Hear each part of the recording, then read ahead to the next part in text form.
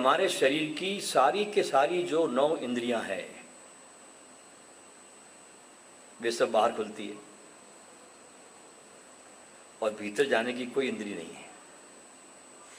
बात समझ रहे हो? 9 की 9 इंद्रियां हमारी बाहर खुलती है। आँख हो, नाक हो, कान हो, कोई भी हो, जो 9 इंद्री बताई गई है वे सब बाहर की तरफ खुलती है। और ज्ञानी लोग कहते हैं कि भीतर जाओ। अब भीतर की इंद्री कौन सी है, कौन ले जाएगा भीतर, ये तो शरीर में कहीं दिखाई पड़ती नहीं। तो भीतर की इंद्री क्या हो सकती है? तो हमारे उपनिषद कहते हैं कि भीतर जाने की बस एक ही इंद्री है, वो है तुम्हारा बोध, तुम्हारा होश, तुम्हारी जागरूकता, तुम्हारी अवेयरनेस, तुम्हारा निर्विचार चैतन्य। यह है तुम्हारे भीतर जाने की एक इंद्री, एक रास्ता। हमारे भारत के बहुत से ग्रंथ हैं जिनका कोई भी देश मुकाबला कर ही नहीं सकता, क्योंकि इस देश ने अपनी सारी प्रतिभा को बाहर की खोज में न ले जाकर के भीतर की खोज में संलग्न किया। हजारों हजारों साल के इतिहास में यहाँ के जो आइंस्टीन थे, यहाँ के जो बड़े बड़े मनोवैज्ञानिक थे, वैज्ञानिक थे, वे सब बाहर की खोज में न जाकर के भीतर की खोज में गए और वहाँ से उन्होंने जो मनुष्यता के लिए जो संदेश दिए, जो उपदेश दिए, वे सारे के सारे हमारे ग्रंथों में बहुत बेहतरीन तरीके से हमको उपलब्ध है। लेकिन उन ग्रंथों को पढ़ने की प्यास चाहिए, और वो प्यास कब पैदा होती है? जब तुम किसी अच्छे सत्संग में जाते हो, किसी अच्छे ऊर्जा मंडल में बैठते हो, जहाँ उन ग्रंथों की चर्चा हो, उन ऋषि मुनियों के कुछ गीतों को हम समझ सकें, उनके अर्थ में डूब सके, तो वहाँ से इन ग्रंथों को पढ़ने की, उनके भीतर जो रहस्य छुपे हैं उनको जानने की हमारे भीतर एक प्यास का जन्म होता है।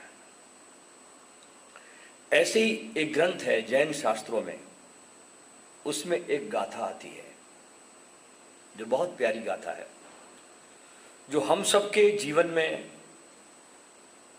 बहुत अर्थों को खोलती है। एक बहुत धनी व्यक्ति का लड़का था, उसका नाम था सुमेध। इसके पिता की मृत्यु हुई और उस शहर का ये सबसे धनी आदमी था जिसकी मृत्यु हुई। तो पिता जब मर गए तो अंत्येष्टि क्रिया हुई और सारे प्रियजन परिवार जो आते हैं अंत्येष्टि क्रियाओं में जब विदा हो गए सब, तो जो बड़ा मुनीम था, जिसको आज की भाषा में हम कहते हैं कि प्रमुख मैनेजर, तो ये बड़ा मुनीम था, बड़ा बूढ़ा था और बड़ा अनुभवी था। वो आया इस लड़के के पास, सुमेध के पास, और उसने सारा जो हिसाब किताब, जो पिता संपत्ति सब छोड़ गए थे, उसके सामने सब हिसाब किताब रखा। कितनी उनकी कोठियां हैं सारे देश में, किस कोठी में कितना धन जमा है, उनके कितने पूरे भारत में फैले हुए व्यवसाय है, उन व्यापारों में कितना धन लगा हुआ है, कितनी उनकी तिजोरियां हैं, कितने नीचे अंडरग्राउंड तलघर है। तो मुनीम ने कहा कि मैं सारी चाबियां आपको सौंप दूं जो आपके पिता मुझे सौंप कर गए हैं, क्योंकि अब आप इसके मालिक हैं। सुमेध उठा उसने सारे खाते बही सब देखे, करोड़ों रुपए की संपत्ति थी। सारी जाकर के तिजोरियां देखी, बहुमूल्य रत्न, अरबों खरबों की संपत्ति थी। उसने सब देखा और उसके देखने के परिप्रेक्ष्य में मुनीम बड़ा अजीब हो गया था कि यह आदमी देख तो रहा है सब संपत्ति को, लेकिन जैसे कोई बहुत दूर खड़ा होकर के देख रहा चीजों को। अंदर कोई संपत्ति देखकर उसके मन में कोई लोलुपता जागृत नहीं हो रही थी उस सुमेध के मन में। और संपत्ति को देखते देखते सुमेध की आंखों में से आंसू झरने लगे। और मुनीम ने कहा कि मैं समझा नहीं, आप रो रहे हैं? आप इस वक्त पृथ्वी के सबसे धनी व्यक्तियों में से एक है। पिता के जाने के बाद आप एकमात्र मालिक है। यह आपके पुरखों की संपदा है। इसको हर एक पीढ़ी दर पीढ़ी जो भी आई है इस संपत्ति को बढ़ाती चली गई है। इसमें से घटा कभी कुछ नहीं है। आप प्रसन्न हो जाएं। सुमेध ने पूछा अपने मुनीम से, एक बात पूछनी है। सुमेध कहता है कि मेरे पिता के पिता मरे, वे भी इसको ले जा न सके। मेरे पिता भी मर गए, वे भी इसको ले जा न सके। और मैं तुमसे कहता हूं कि मैं इसे ले जाना चाहता हूं, तुम कोई तरकीब खोजो। तुम कहते हो पीढ़ियों से पीढ़ी चली आई है, इसका मतलब साफ है कि लोग मरते रहे और ये सब यही छूटता गया। अब मैं ये नहीं करना चाहता कि मैं मरूं और सब यही छूट जाए, क्योंकि जो यही छूट जाए उसमें क्या सार है।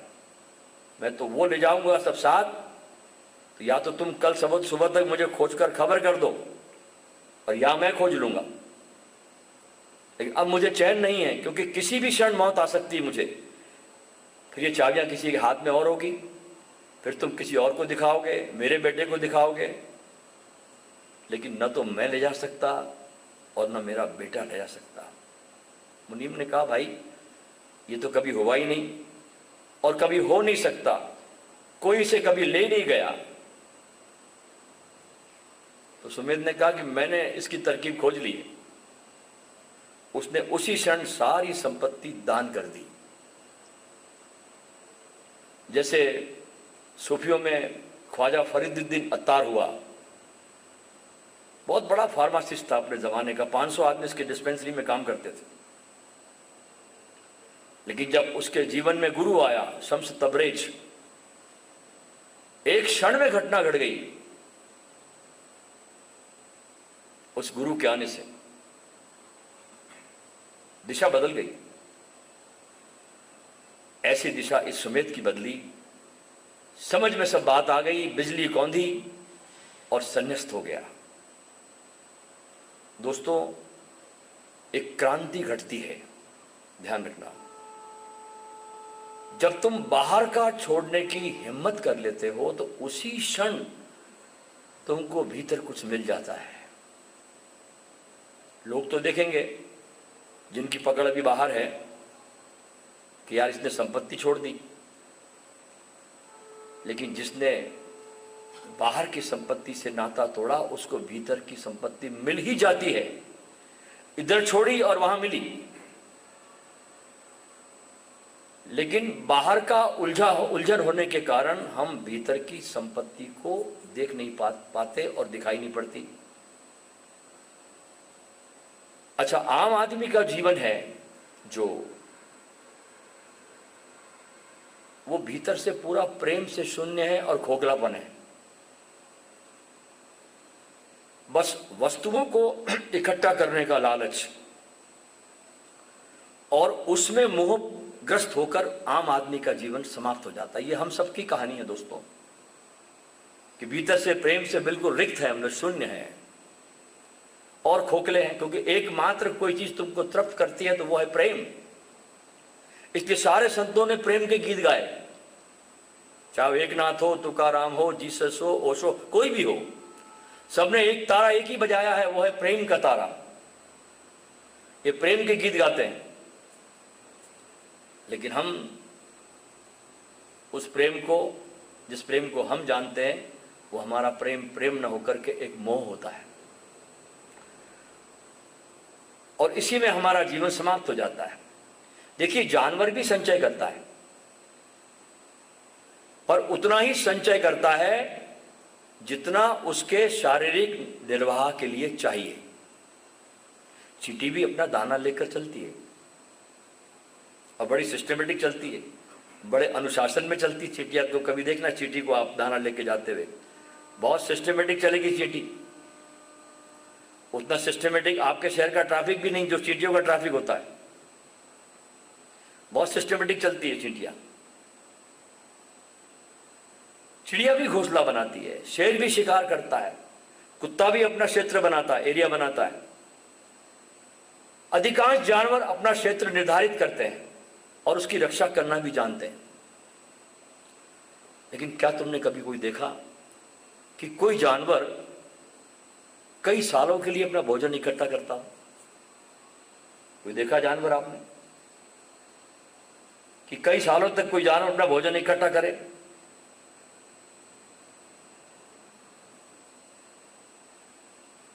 कोई जानवर इकट्ठा नहीं करता।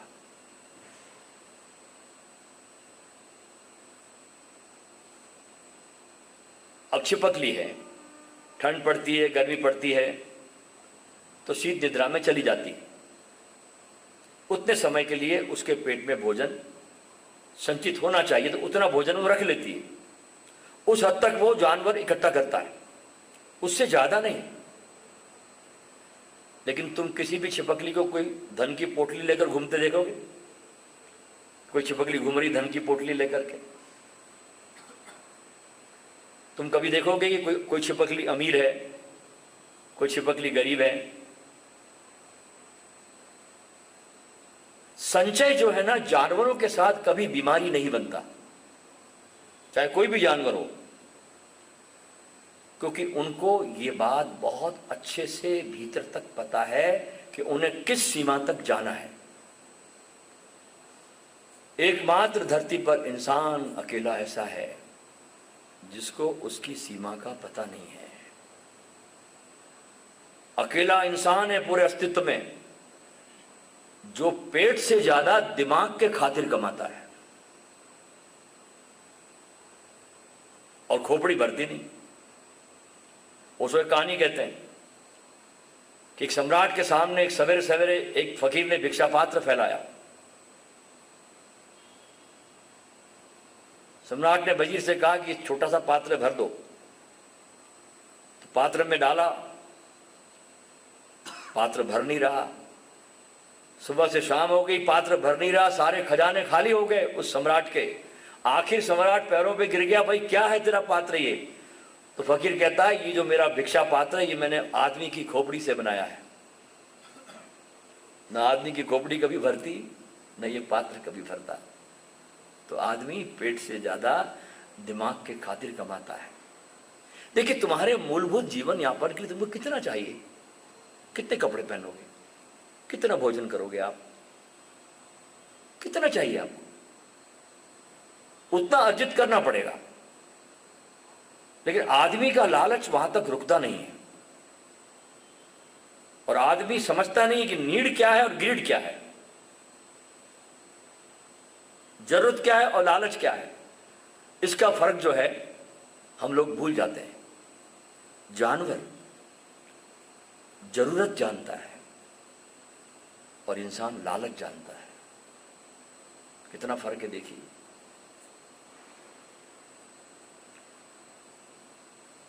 तुम वहां तक जाओ जितना तुम्हारे शरीर को जरूरत है, जितना तुम्हारे शरीर को सुरक्षा की जरूरत है, तो कोई बात नहीं। पशु पक्षी भी करते हैं, पर जिन्होंने अरबों खरबों इकट्ठे करके रखे इस दुनिया में, क्या उनको खाएंगे वो लोग अरबों खरबों को? वो उसको पहन सकते हैं, ओढ़ सकते हैं, अपने जीते जी क्या उसका कुछ उपयोग कर सकते हो? सुमेध की तरह मर जाते हैं ऐसे ही, एक दूसरे को चाबियां सौंपते हुए। संचय करना, इकट्ठा करना मानसिक बीमारी है, और ये इंसान के साथ है, किसी पशु पक्षी जानवर के पास नहीं है। ये बीमारी पूरे अस्तित्व में आदमी को छोड़कर और कहीं नहीं पाई जाती। इतना श्रम तो साधु सन्यासी फकीर भी कर लेता है कि शाम के खाने का थोड़ा प्रबंध कर लेता है। हो सकता है एक आध दिन का और भी रख लेता है, लेकिन हम तो आजकल परसों नहीं, बरसों के लिए रख लेते हैं, बरसों के लिए। तो ये हमारी बीमारी है और बड़ी व्याधि भी है। अच्छा, हम क्यों इकट्ठा करते हैं, इसके पीछे कारण देखिए, जरा जाइए डीप में कि आदमी इकट्ठा क्यों करता है। कि कोई अनहोनी न घट जाए कल, आगे पता नहीं क्या हो, तो पहले से इंतजाम करके रख लो। अच्छा, दुनिया में पूरे प्रकृति में आदमी को छोड़कर और कोई इतना डरा हुआ नहीं है। कोई चिड़िया डरी भी नहीं है, कोई गाय डरी भी नहीं है, कोई भैंस डरी भी नहीं है इतनी ज्यादा जो इंतजाम करती हो। अस्तित्व में कोई भी इतना डरा हुआ नहीं जितना इंसान डरा हुआ है। हैरानी की बात है, सबको भरोसा है, सारे जानवरों को, पशुओं को, पक्षियों को, सबको एक आंतरिक इतना भरोसा है उनके भीतर कि जो भी होगा अच्छा होगा। उन्हें सब सोचने की भी जरूरत नहीं पड़ती, उनकी श्रद्धा बहुत भरपूर है। इंसान अकेला है जो बिल्कुल श्रद्धाहीन है, उसे भरोसा नहीं है। उसे लगता मैंने इकट्ठा नहीं किया तो पता नहीं कल मेरा क्या होगा। और इसी श्रद्धाहीन भावना के कारण उसके भीतर कर्ता भाव का उदय होता है कि मैं हूं करने वाला। डूअरशिप का जन्म होता है, क्योंकि उसकी श्रद्धा नहीं है अस्तित्व पर, तो उसके भीतर कर्ता का भाव पैदा होता है कि मैं ही कर रहा हूं। जितनी आदमी में श्रद्धा की कमी होगी उतना उसके भीतर कर्ता का भाव होगा। तुम्हें लगेगा अगर अरे मैंने ध्यान नहीं दिया तो मेरा क्या होगा, मुझे तो अपना रास्ता बनाना है, मैंने परवाह नहीं की तो कौन करेगा, दुनिया में इतने दुश्मन है मेरे, मुझको अपनी रक्षा करनी है, मैं ऐसी जगह पर आ गया हूं जहां चारों तरफ मेरे शत्रु शत्रु है। उसको यह कभी नहीं लगता कि अस्तित्व मेरा मित्र भी है। हरदम उसके ख्याल निगेटिव रहते हैं, सब दुश्मन है मेरे दुनिया में। उसको लगता ही नहीं कि अस्तित्व भी मेरा मित्र है। वो इतना निगेटिव रहता आदमी। जैसे आप एक कल्पना करिए कि आप कमरे में सो रहे हैं, अचानक रात को 2 बजे कोई आपकी दरवाजा खटखटाए, तो सबसे पहले आपके मन में क्या कोई पॉजिटिव ख्याल नहीं आएगा? आपको लगेगा पता नहीं कोई खतरनाक घटना तो नहीं घट गई, यही ख्याल आएगा। कुछ शुभ हो सकता है, कोई अच्छी सूचना भी आ सकती है, ये आपके ख्याल में नहीं आएगा। उस समय आपको लगेगा पता नहीं 2 बजे क्यों खटखटा रहा आदमी। तो टोटलिटी से हम बिल्कुल निगेटिव तरीके से हम अपने विचारों को रखते हैं। ये अस्तित्व मेरा मित्र भी हो सकता है, उसको लगता ही नहीं कभी। उसको कहीं ना कहीं से मदद भी मिलेगी इस अस्तित्व की तरफ से, ये उसके अंदर भाव ही नहीं बनता। इसलिए जो आदमी जितना डरा हुआ रहता ना, भयभीत रहता है, वो उतना ही भविष्य के बारे में विचार करता है। मेरा फ्यूचर क्या होगा, मेरा भविष्य क्या होगा, अगर मैंने धर्म की तरफ चला गया तो मैं क्या करूंगा, मैं परमात्मा को रास्ते पे चला गया तो मेरा क्या होगा। अरे तुम ज्यादा बेहतर जी सकोगे, ये परमात्मा तुमको अपने कंधे पे उठा लेगा, ध्यान रखना। एक बार जरा श्रद्धा करके देखो तो सही। परमात्मा के रास्ते पे चलने वाले को परमात्मा अपने बच्चा समझ के अपने कंधे पे उठा लेता है। तुम्हारा डर कितना गहरा है ये जानना हो तो बस ये देख लेना बहुत गौर से कि तुम्हारे मन में भविष्य कितना घूमता रहता है। जितना तुम्हारे मन में भविष्य घूम रहा है उतने तुम डरे हुए हो। महाशिवरात्रि का ये बहुत सुंदरतम अवसर जो आपको मिला है, उसमें अतीत और भविष्य को भूलकर शिव तत्व में, देखिए शंकर अलग है, शिव अलग है, ध्यान रखना। मैं समझाऊंगा आपको इन 3 दिनों में, आने वाले समय में। शिव का तत्व में डूबने के लिए अपने मन को आप पूरी तरह से तैयार करें।